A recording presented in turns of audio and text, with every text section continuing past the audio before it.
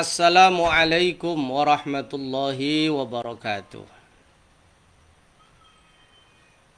Alhamdulillah wa syukurillah wassalatu wassalamu ala rasulillah wa ala alihi wa sahbihi wa mawala.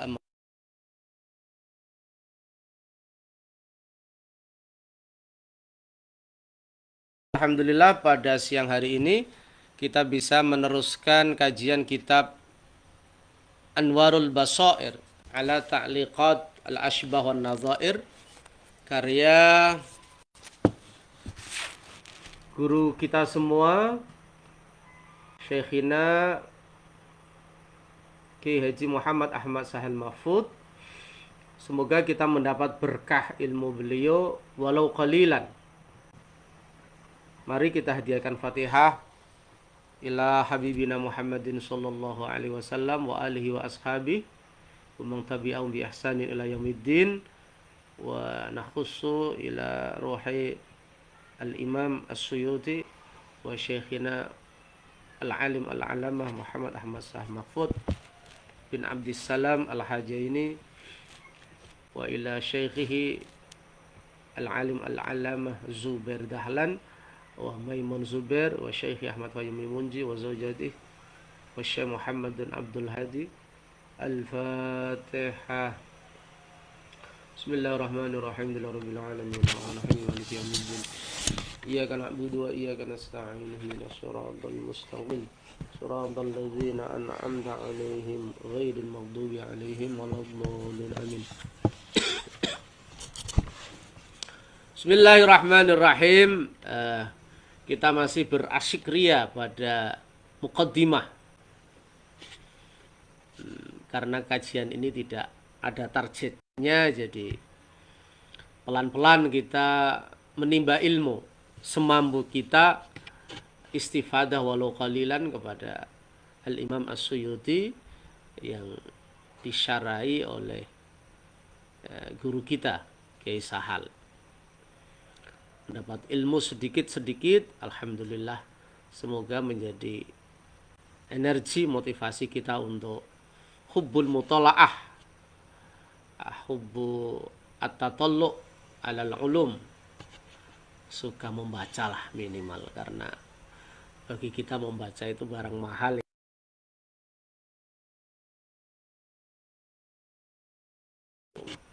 Kalah dengan tradisi berlama-lama di depan handphone.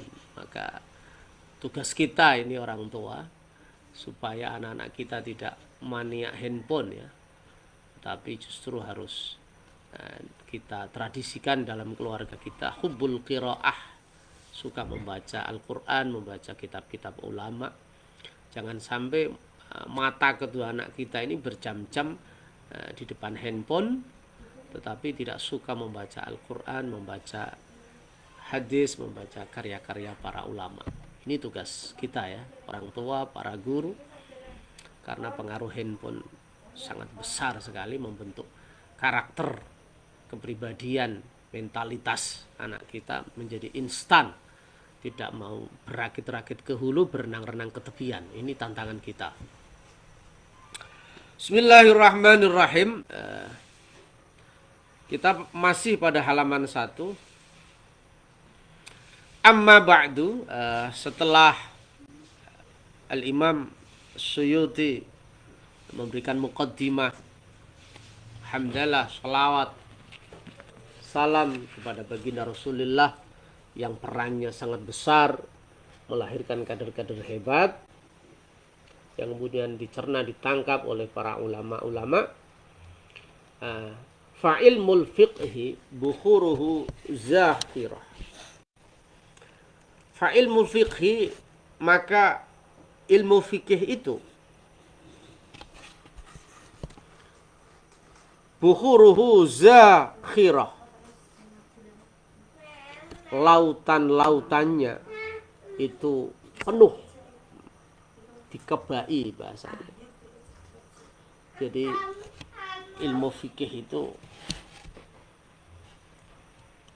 yang dicetuskan oleh Al-Imam Hanafi begitu berkembang dengan cepatnya dan menjadi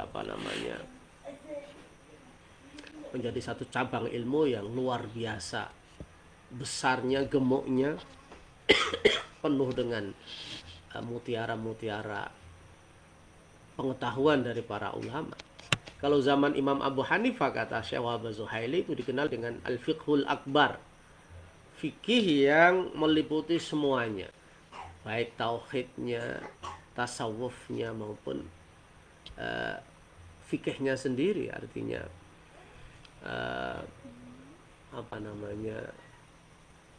ahkam al-zahir,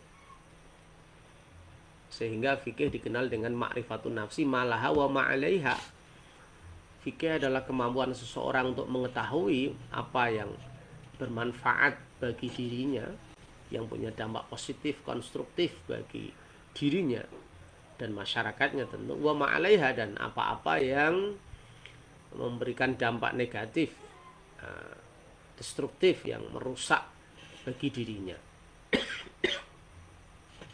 Itu pada era Al-Imam Abu Hanifah, karena an-nasu fil fiqhi yalun li Abi Hanifah, manusia di dalam konteks fikih ini masuk dalam lingkup frame keluarga besar dari Al-Imam Abu Hanifah. Karena imam kita, Imam Syafi'i, lebih dikenal dengan wadi'u ilmi usulil fiqh, peletak dasar, founder dari ilmu usul fikih. Kalau ilmu fikihnya menjadi masyhur, kuncoro, kondang di bawah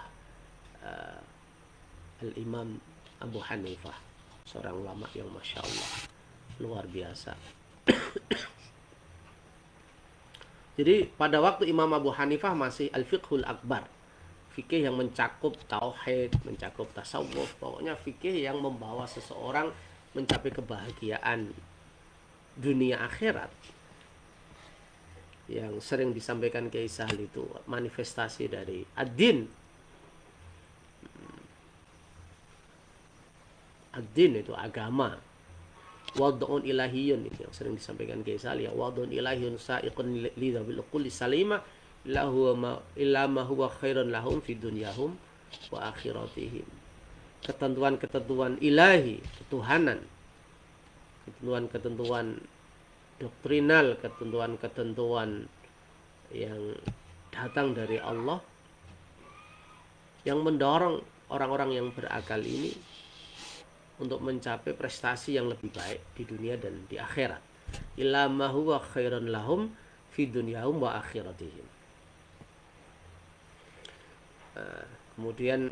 Kemudian saat ini fikih sudah takhassus, ya, di ilmin wahid, kemudian terpisah dengan ilmu tauhid, terpisah dengan ilmu tasawuf.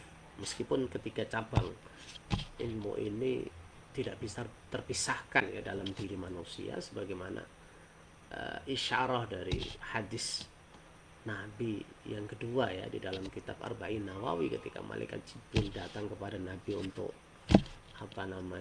mengajari Nabi dengan model dialog itu. Ditanya Nabi, dijawab, kemudian dibenarkan. Jadi mulai iman itu menunjukkan usuluddin, tauhid. Kemudian Islam itu menunjukkan fikih, menunjukkan batang tubuh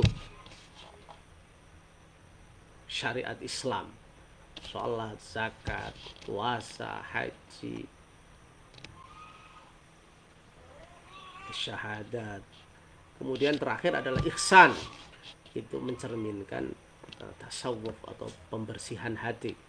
Jadi dalam hadis itu terkumpul 3 elemen ilmu yang tak terpisahkan, ya.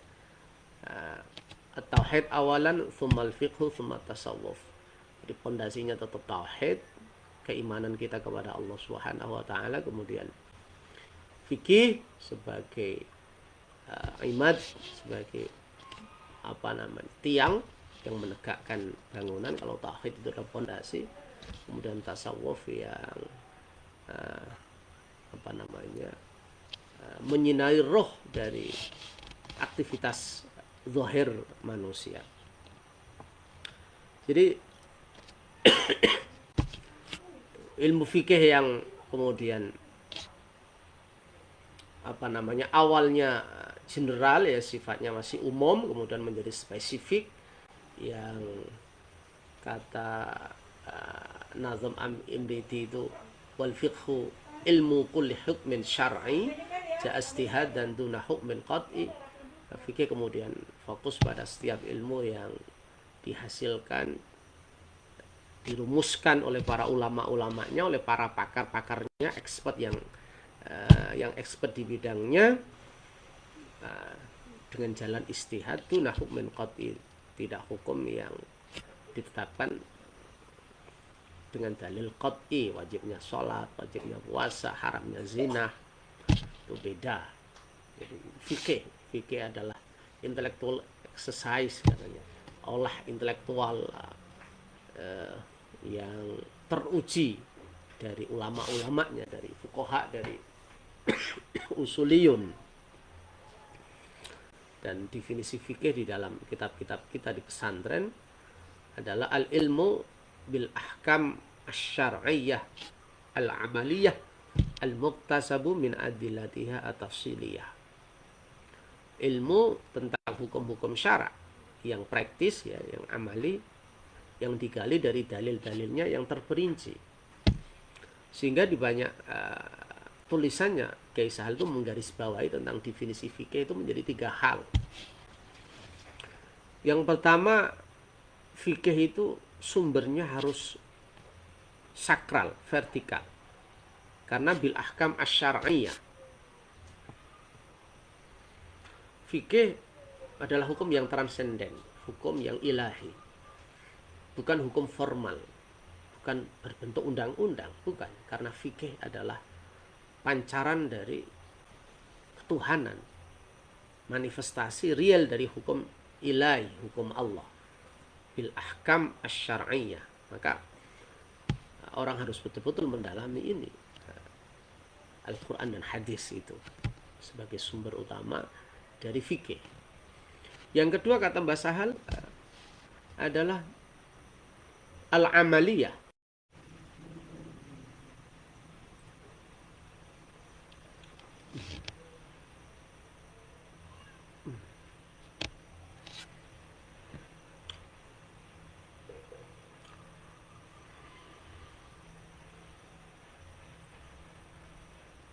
Assalamualaikum warahmatullahi wabarakatuh.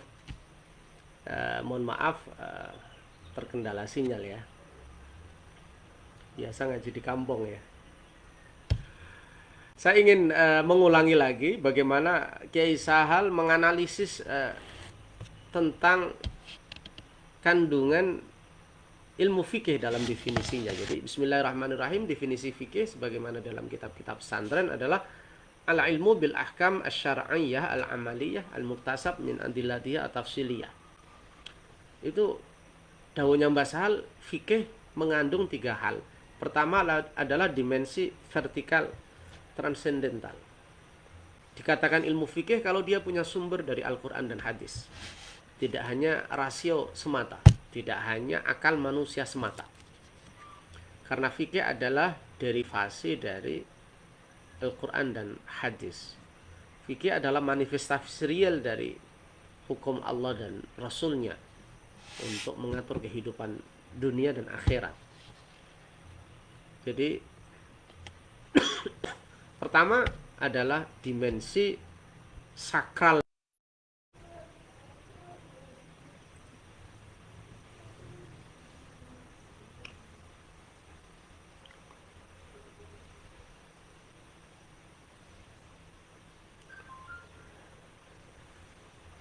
Assalamualaikum warahmatullahi wabarakatuh.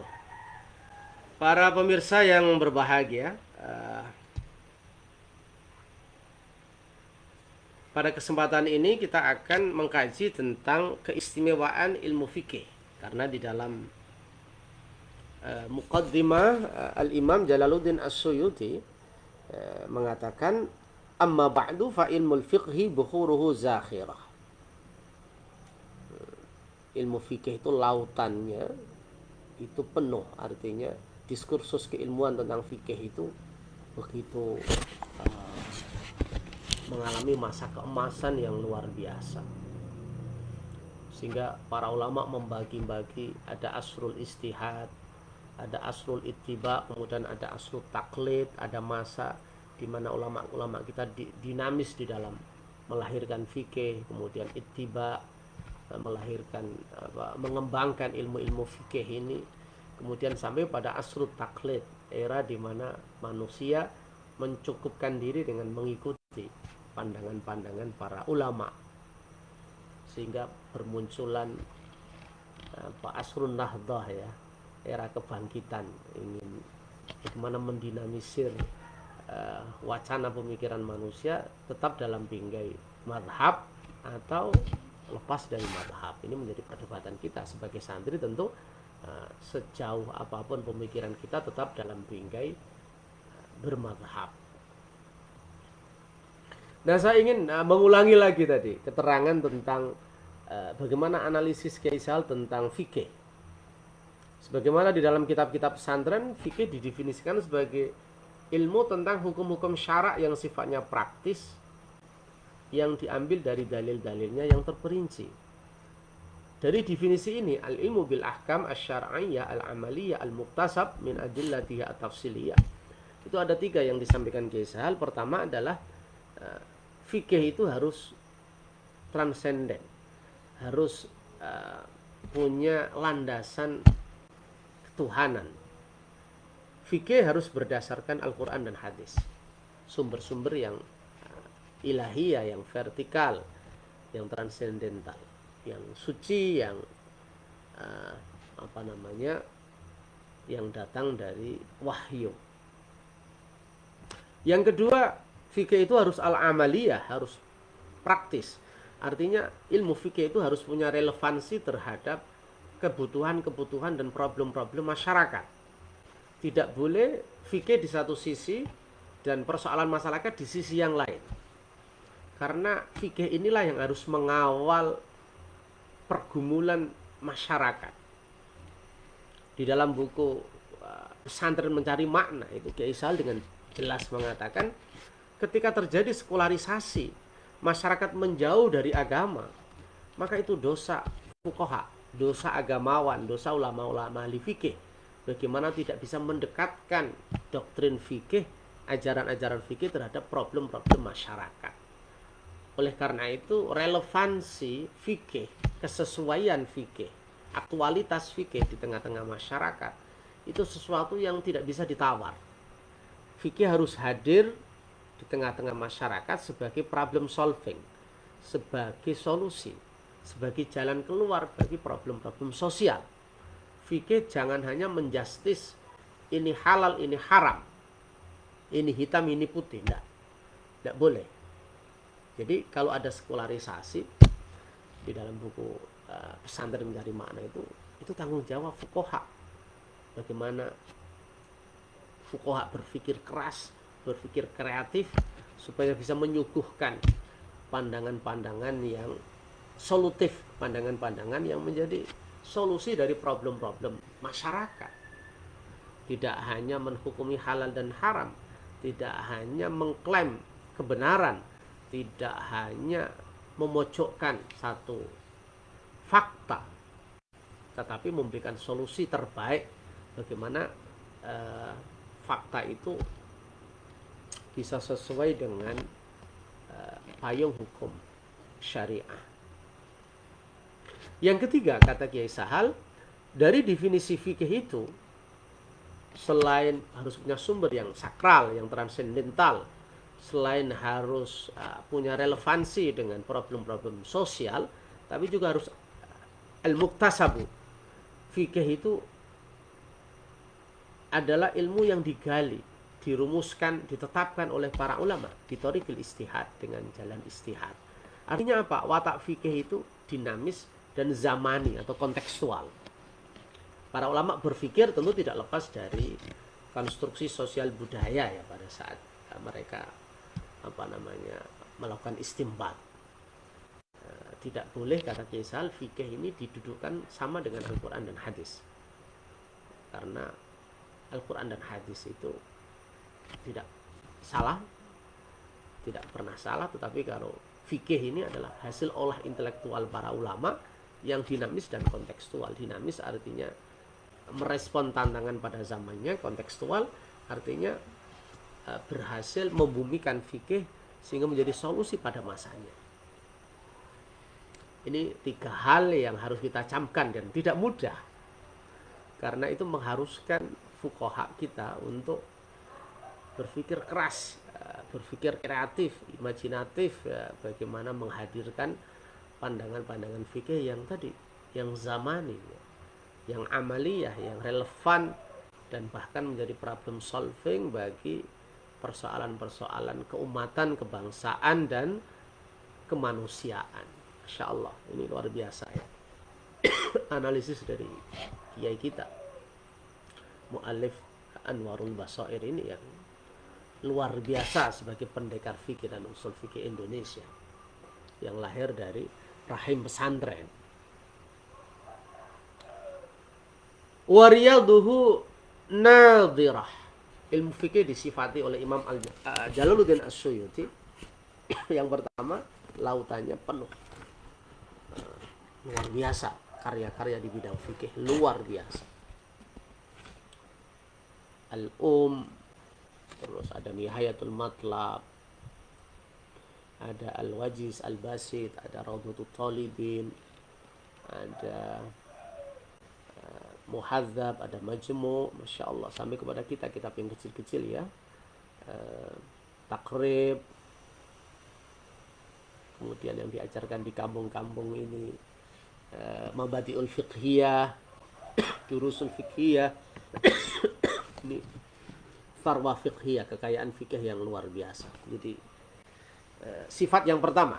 Yang kedua, wariyaduhu nadirah. Taman-taman fikih itu mencorong, mengkilat. Mengkilat itu ya menyinari kegelapan, membuka cakrawala, menginspirasi dunia.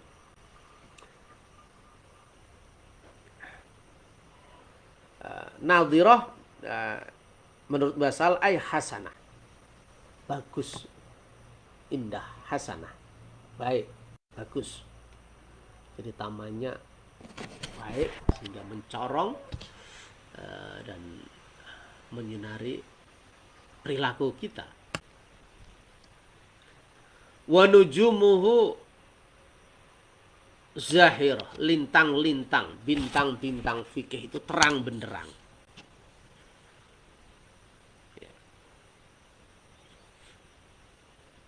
Bahasa pesantren yang makbiar. Jadi terang benderang.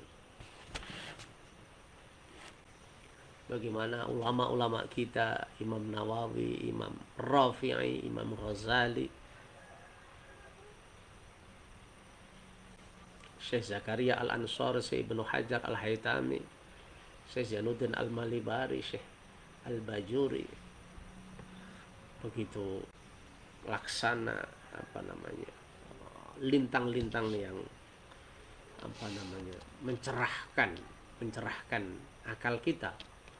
Kalau kita di Indonesia punya Syekh Nawawi Al-Bandani, punya Syekh Mahfud At-Tarmasi, punya Syekh Yasin bin Isa Al-Fadani, punya Abdul Hamid Qudus yang ngarang kitab Lataiful Isyarat, dan lain-lain. Jadi kita orang Indonesia itu punya tradisi intelektual yang besar, yang dihargai oleh dunia Islam dengan lahirnya ulama-ulama besar dunia. Karena itu tanggung jawab ya para generasi sekarang, generasi penerus, untuk meneruskan warisan intelektual Syekh Nawawi Al-Bantani, Syekh Mahfud At-Tarmasi, Syekh Yasin bin Isa Al-Fadani, Syekh Abdul Hamid Qudus. Kita punya Kiai Sahal, Kiai Maimun, Kiai Ihsan Jampos, untuk memberikan warisan yang berharga kepada generasi masa depan, supaya mata rantai keilmuan ini tidak putus. Setiap generasi bisa melahirkan karya-karya yang hebat, karya-karya yang mencerahkan, karya-karya yang menginspirasi generasi setelahnya. Saya kira man jadda wajadalah.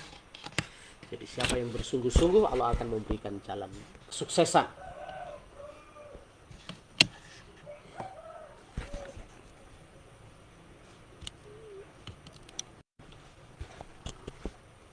Wa usuluhu thabitatun muqarraratun. Sumber-sumber fikih, usul fikih maksudnya, adillatul fiqhi, dalil-dalil fikih itu tetap thabitah muqarrarah, tetap dan sangat kuat. Kalau kita baca buku usul fikih ya ada yang al-muttafaq, ada yang al-mukhtalaf, ada sumber-sumber yang disepakati, Al-Quran, Al-Hadis, ijma' qiyas, ada yang diperselisihkan para ulama, ada uruf, ada syar'u man qablana, ada madhabus sahabi, ada al-istislah, ada al-istihsan, ada satu dzari'ah, dan lain-lain. Tentu banyak sekali. Jadi usuluh thabitah, untuk menopang fikih ini pondasinya pijakan-pijakannya, dalil-dalilnya itu thabitah muqarrarah, thabitah tetap, muqarrarah ditepake. Jadi sangat kuat, tidak diragukan lagi. Kalau fikih menjadi primadona kalangan pesantren, kalangan kiai, karena ilmu ini adalah ilmu yang dinamis, ilmu yang yuhtaj likulli syai', yang dibutuhkan dalam merespon segala hal fi majalil ibadat awil adat wal muamalat, dalam konteks ibadah, sosial, dalam konteks merespon tradisi yang berkembang di tengah masyarakat. Semuanya menggunakan disiplin ilmu fikih. Wa furu'uhu thabitah muharrarah. Wa furu'uhu, cabang-cabangnya fikih terus berkembang. Kalau kita ingin tahu furu' ya kita harus selain mengkaji kitab-kitab klasik juga harus mengkaji kitab-kitab ulama modern, Syekh Wahbah Zuhaili, Syekh Yusuf Al-Qaradawi, Syekh Ali Jum'ah, ya ulama-ulama kita di Indonesia, Kiai Sahal, Kiai Maimun, sekarang ada Kiai Afifuddin Muhajir, kita punya Gus Baha. Ya kita akan tahu ya bahwa cabang-cabangnya itu thabitah, tetap, muharrarah, yang terkoreksi ya, yang terbersihkan, artinya dikoreksi dengan seksama sehingga hasilnya bisa selektif, bisa bersih dari segala hal yang menyimpang. Ya biasa aktivitas ulama al-istihad la yunqadu bil istihad. Mereka punya pandangan bagaimana Syekh Yusuf Al-Qaradawi, bagaimana Syekh Wahbah Zuhaili, bagaimana Syekh Ali Jum'ah, atau bagaimana yang sering disampaikan Pak Kiai Munif itu Syekh bin Bayyah, dan ulama-ulama yang luar biasa ini. La yafna bi kathratil infaqi kanzu. Ilmu fikih itu gedongnya, kalau sekarang tabungannya, tidak habis dengan sebanyak apapun dibelanjakan, seintens apapun dikeluarkan, karena saking besarnya investasi atau gedong dari ilmu fikih ini. La yafna bi kathratil infaqi kanzu. Qauluhu kanzu ayil fiqhu. Jadi gedongnya, istananya fikih itu sangat besar, sangat banyak, sangat melimpah, sehingga untuk menjawab sebuah problem-problem apapun itu tidak akan kehabisan stok lah, bahasa bisnisnya. Karena usuluhu thabitah muqarrarah, furu'uhu thabitah muharrarah. Yang bisa masuk dalam cabang fikih juga melalui proses seleksi yang dilakukan oleh ulama-ulama itu, ulama-ulama yang diakui ya kealimannya, kesuhudannya. Wala yabla ala tuliz zamani izu. Wala yabla dan tidak hancur ya, tidak rusak, tidak binasa ala tuliz zamani karena panjangnya waktu. Izuhu keagungan, keluhuran fikih.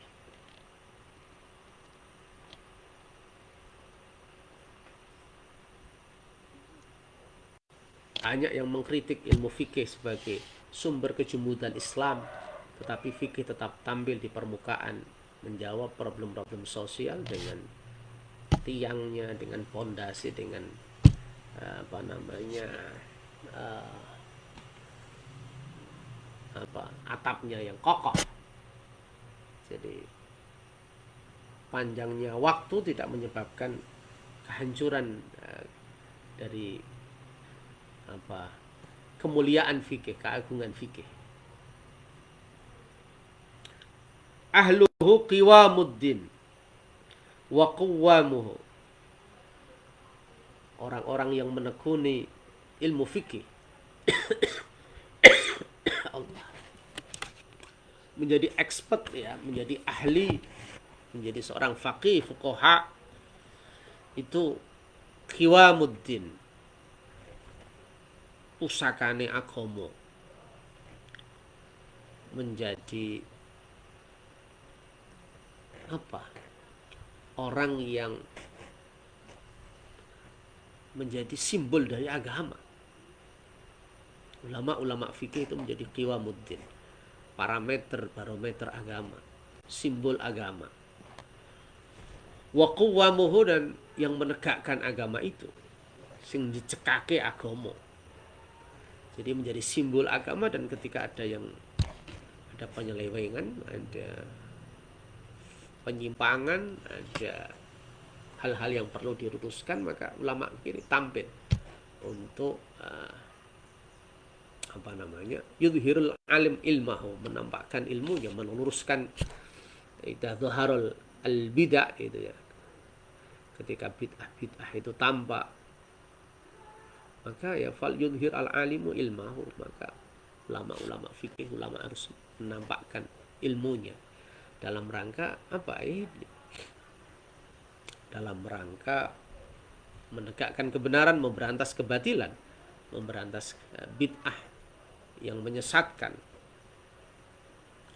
Insyaallah begitu mulianya ya posisi ulama-ulama kita, posisinya Kiai Sahal, Kiai Maimun, ulama-ulama kita yang menjadi penjaga gawang dari agama ini.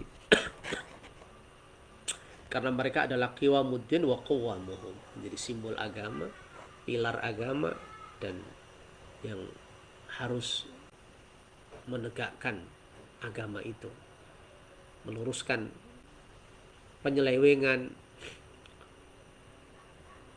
menegakkan pondasi-pondasi yang benar, memberantas kebatilan, menghancurkan ahlul bid'ah. Itu ahlul fiqhi, fuqaha. Insyaallah.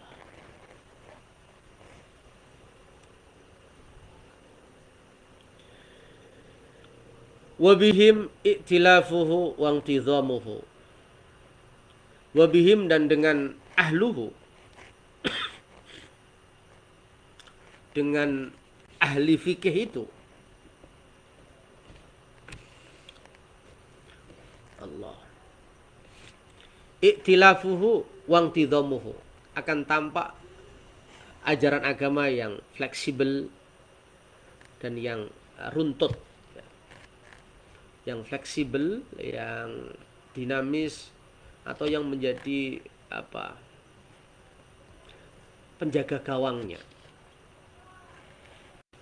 Jadi agama ini menjadi fleksibel dan menjadi sistematis, menjadi bisa difahami dengan bertahap, dengan pelan, dengan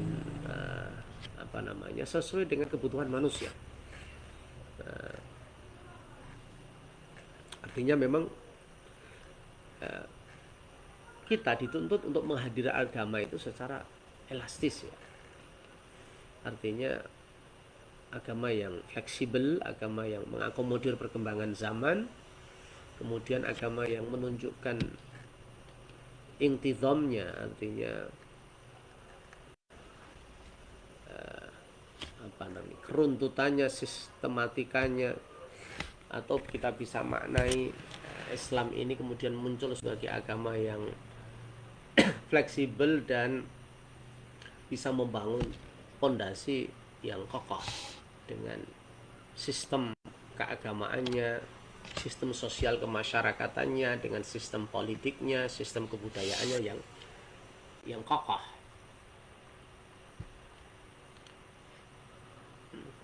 Karena memang di dalam agama itu ada dua dimensi, ada yang as-sawabit, ada yang al-mutaghayyirat, ada yang tidak boleh berubah seperti usuluddin, dasar-dasar agama, ada yang harus berubah, mutaghayyirat. Nah, misalnya bagaimana fiqhul muamalat, fiqhul buyu' wal muamalat itu harus mengikuti perkembangan zaman. Artinya hadir, agama harus hadir, fikih harus hadir untuk merespon isu-isu aktual ya, tanpa kehilangan jati diri tentu saja. Hum warasatul anbiya, hum ahli agama, ahli fikih, warasatul anbiya, ahli warisnya para nabi. Ini betapa mulianya ya posisi dan status dari fuqaha itu sebagai warasatul anbiya, ahli waris para nabi. Kata Gus Baha itu kan hadisnya itu bukan warasati, bukan ahli warisku kata, tapi warasatul anbiya. Tentu ulama ini ya kadang ada yang seperti Nabi Sulaiman, ada yang seperti Nabi Musa, ada yang seperti Nabi Isa, ada yang seperti Nabi Dawud, ada yang seperti Nabi Idris. Jadi warasatul anbiya, ada yang tegas, ada yang saakenan, ada yang lemah lembut. Nah, semuanya adalah manifestasi dari anbiya, para nabi. Dan tentu yang paling kita idolakan Nabi kita Muhammad SAW, yang selalu mendorong kita untuk Ar-Rahman Ar-Rahim. Ulama-ulama kita ini sering ya memberikan ijazah ini, al-musalsal ini, Kiai Sahal sering memberikan musalsal hadis, irhamu man fil ardi yarhamukum man fis sama, ar-rahimuna yarhamuhumur rahman, irhamu man fil ardi yarhamukum man fis sama. Gimana kita bisa menyayangi semua makhluk Allah yang ada di bumi ini, manusia, hewan, tumbuh-tumbuhan, bumi, semua ciptaan Allah di muka bumi ini kita sayangi. Maka kata Nabi, yarhamukum man fis sama, orang-orang yang ada di langit akan menyayangi kamu. Makanya ar-rahimuna yarhamuhumur rahman, orang yang berbelas kasih, yang menebarkan kasih sayang akan disayangi oleh Allah yang maha belas kasih. Irhamu man fil ardi yarhamukum man fis sama. Kemarin Kiai Zaki Fuad Abdillah juga memberikan ijazah ini di aula SMK Cordova itu. Artinya hadis ini diriwayatkan beliau dari Kiai Nafi Abdillah. Kita juga mendapat ijazah dari Kiai Sahal. Warasatul anbiya, salah satu karakternya adalah ini, punya sifat Ar-Rahman Ar-Rahim. Kita menyayangi sesama, memperjuangkan nasib orang lain semampu kita. Wabihim, dan dengan ahlul fiqhi, yustalda'u fid dahama,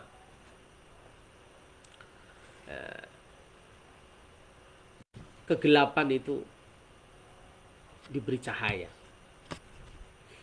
Jadi tugas ulama-ulama ini adalah memberikan penerang kegelapan manusia. Sekarang kegelapan itu tentu banyak sekali ya. Kegelapan pada aspek ekonomi, kegelapan pada aspek akhlak moral, kegelapan pada aspek politik, kegelapan pada aspek pendidikan, kegelapan pada aspek kebudayaan itu banyak sekali lah dengan ulama ini yustadau fidahama. Ya, iso digawe padang ya pada saat gelap gulita.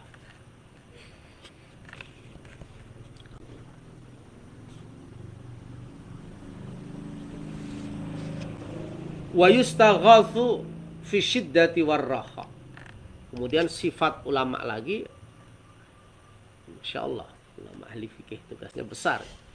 Bisa diminta tolong dalam keadaan apapun, baik dalam keadaan sulit atau dalam keadaan lapang. Pada saat punya uang misalnya dan pada saat tidak punya uang. Pada saat pikiran kacau atau pada saat pikiran sedang tenang. Jadi fisyiddati warraha, pada saat terjadi banyak ujian atau pada saat banyak kelapangan. Ini juga apa yang disampaikan oleh Al-Imam Jalaluddin As-Suyuti ini otomatis menjadi tanggung jawab ulama, khususnya ulama fikih, bagaimana bisa hadir di tengah masyarakat totalitas kehadirannya tanpa melihat dirinya, karena yang penting adalah khidmatul ra'iyah, khidmatul ummah, melayani umat. Jadi pada saat umat sedang dalam banyak musibah, umat dalam posisi sukses atau gagal, itu harus hadir. Atau kita balik, pada saat ulama itu dalam mengalami musibah apapun atau pada saat ulama itu sedang berbahagia, maka perhatiannya tidak boleh berkurang kepada ummah, karena al ulama man yang gurun al ummah bi'ainir rahmah, selalu peduli dan berjuang untuk kemaslahatan umat. Wa yuhtada bihim kanujumis sama. Wa yuhtada, dan para ulama ini diharapkan memberikan petunjuk, hidayah, guidance, panduan bihim kepada umat, kepada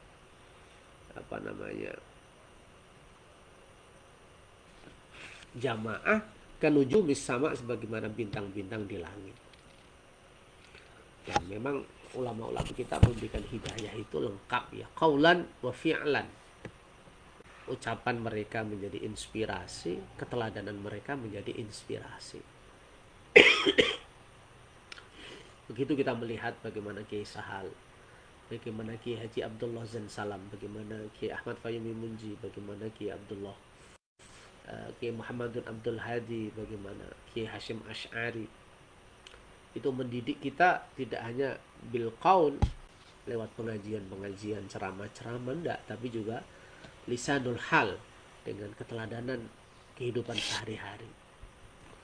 Jadi kedua-duanya adalah sumber ilmu, sumber kearifan, sumber hikmah yang harus kita gali ya. Jadi mendengarkan pengajian, ceramah, diskusi, dan melihat kehidupan sehari-hari adalah dua sumber yang harus kita padukan, karena dua-duanya sangat penting untuk melihat sosok tokoh ini. Bisa kita istifadah dua-duanya, qaulan wa fi'lan, qaulan wa halan, bagaimana perilakunya dan bagaimana ilmu yang disampaikan dalam pengajian-pengajian. Tentu kami sebagai santri ya lebih banyak melihat beliau pada forum-forum pengajian. Bagaimana Kiai Sahal setiap bulan Ramadan membaca kitab, atau pada saat kami di kajian itu tidak hanya Ramadan tapi juga ada pengajian kilatan pada saat Maulid Nabi, setahu saya bulan Rabiul Awal, bahkan mungkin bulan Rajab itu Kiai Sahal mengadakan pengajian kilatan. Kita bisa ikut. Saya pernah ikut Minah Husaniyah yang kilatan. Kalau pada saat Ramadan tentu banyak sekali ya, khususnya dalam fan usul fiqh yang menjadi distingsi beliau, menjadi kepakaran beliau yang diakui oleh dunia itu. Wa ilaihim al-mafza'u fil akhirati wad dunya. Wa ilaihim, dan kepada ahluhu, ahli fikih, kepada para ulama-ulama ini.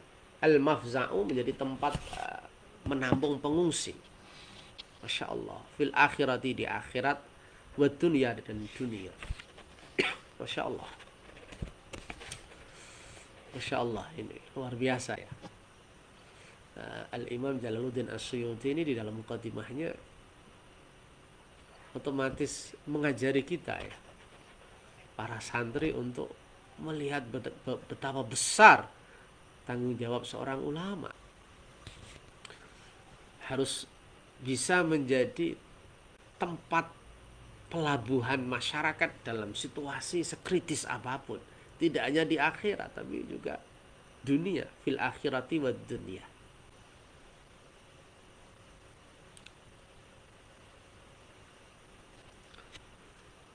Masya Allah. Ketika ada musibah, kebanjiran, ketika ada musibah COVID Corona kemarin misalnya, ketika ada musibah tanah longsor, ketika ada orang sakit, itu harus mampu menjadi tumpuan masyarakat, memberikan solusi di tengah-tengah masyarakat. Kehadirannya betul-betul bermanfaat bagi masyarakat. Makanya Kiai Sal sering mengutip hadis Nabi, khairun nas anfa'um linnas.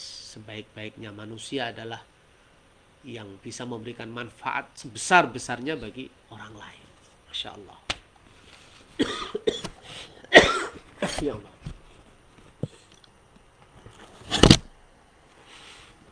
Wal marji'u fit tadrisi wal futuya, dan menjadi referensi dalam keilmuan ya, ketika mengajar dan memberikan fatwa. Harus mencintai ilmu, harus mendalami ilmu, harus tahqiq dalam ilmu, harus tatwir, mengembangkan ilmu sehingga menjadi marji' fit tadris wal futuya, menjadi referensi, tempat rujukan, tempat kembali di dalam konteks keilmuan dan fatwa. Ketika masyarakat butuh fatwa, maka lari kembali kepada ulama yang punya otoritas ilmu, bukan sembarangan orang. Walahum al-maqamul murtafi ala zahratil ulya. Dan ulama ini punya posisi yang begitu luhur, ala zahratil ulya, pada lintang yang yang tinggi, yang ulia, yang luhur. Insyaallah. Ala zuhrah ya. Al-ulya, pira-pira lintang kang luhur. Artinya posisi luhur para ulama itu karena apa yang tadi saya sampaikan, tanggung jawab dan tugasnya dilakukan dengan penuh keikhlasan. Menjadi al-marji' fi tadris wal futuya, menjadi referensi dalam hal mengajar dan fatwa, artinya dalaman ilmunya diakui, tafaqquh fid-dinnya diakui. Kemudian yang tadi selalu memberikan pencerahan, kemudian bisa menjadi tempat untuk menjadi pelabuhan, tempat mengungsi ya, di dunia dan di akhirat. Menjadi sampah, tempat membuang sampah masyarakat. Masya Allah. Jadi inilah para ulama-ulama kita yang luar biasa, sehingga mereka punya al-maqamul al-murtafi, punya posisi yang mulia, yang terhormat, yang agung, ala zuhratil ulya, pada lintang-lintang yang luhur, pada posisi yang sangat terhormat.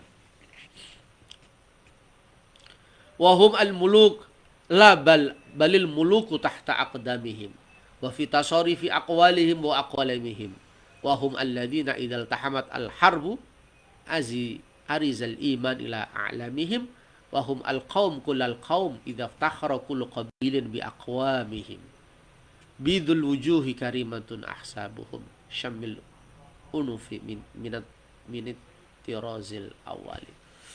Saya kira itu dulu, kita lanjutkan pada episode yang akan datang. Semoga walau qalilan, walaupun sedikit, kita bisa mengambil faidah ilmu dari apa yang ditulis oleh Al-Imam Jalaluddin As-Suyuti, yang disyarih oleh guru kita Kiai Haji Muhammad Ahmad Sahal Mahfud. Al-Fatihah. Bismillahirrahmanirrahim. Kurang lebihnya mohon maaf. Wal afu minkum wallahul muwaffiq ila aqwamit thoriq. Assalamualaikum warahmatullahi wabarakatuh.